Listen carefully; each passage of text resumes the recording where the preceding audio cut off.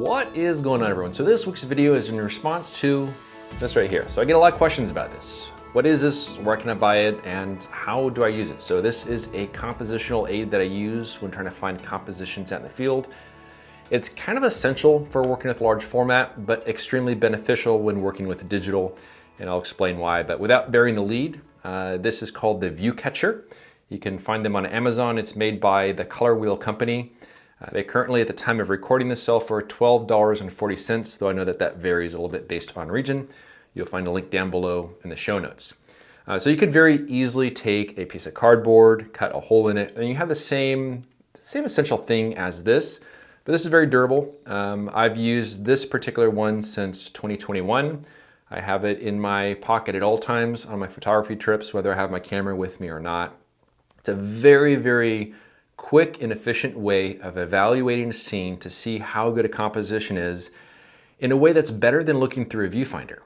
So from a large format perspective, I don't have the luxury of being able to hold up my camera, look through the viewfinder, walk around a subject and try to figure out where the best possible place is to put the camera. It's just not feasible.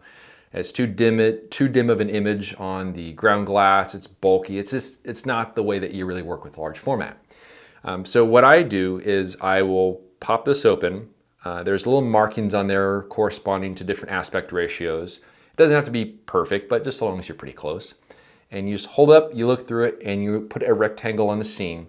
And the thing is that by looking through this, you will immediately see how well a composition works. It's kind of hard to describe, but you will immediately spot any sort of distractions within a scene.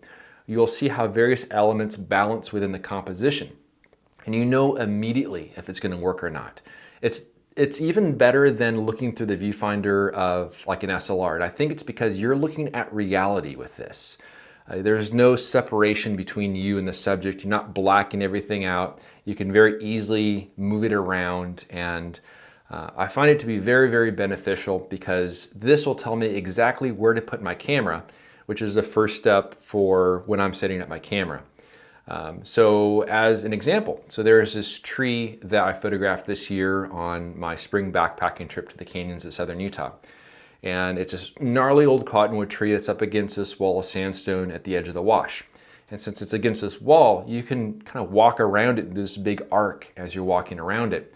And you have different angles where the tree is at different angles in relation to the background. So I walked around it, holding this up, putting a rectangle on it. See whether it's a vertical or a horizontal. You can simulate different focal lengths. This is something that takes a little practice, a little getting used to.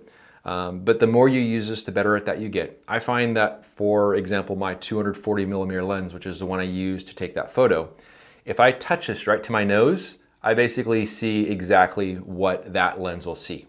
If I hold it just a little further away, it's like my 300mm lens, that's at my 450, that's my 600. So it's just a muscle memory thing that you get used to the more that you work with this. But walking around that tree, I found 3 potential areas where I think it'd make for a pretty good composition. Now, it's a little difficult to compare if you have multiple. So I took out my iPhone, snapped a photo replicating all 3 of those, flipped through them, and then was able to choose which one. But in most situations, you'll find that there's really one vantage point that works best.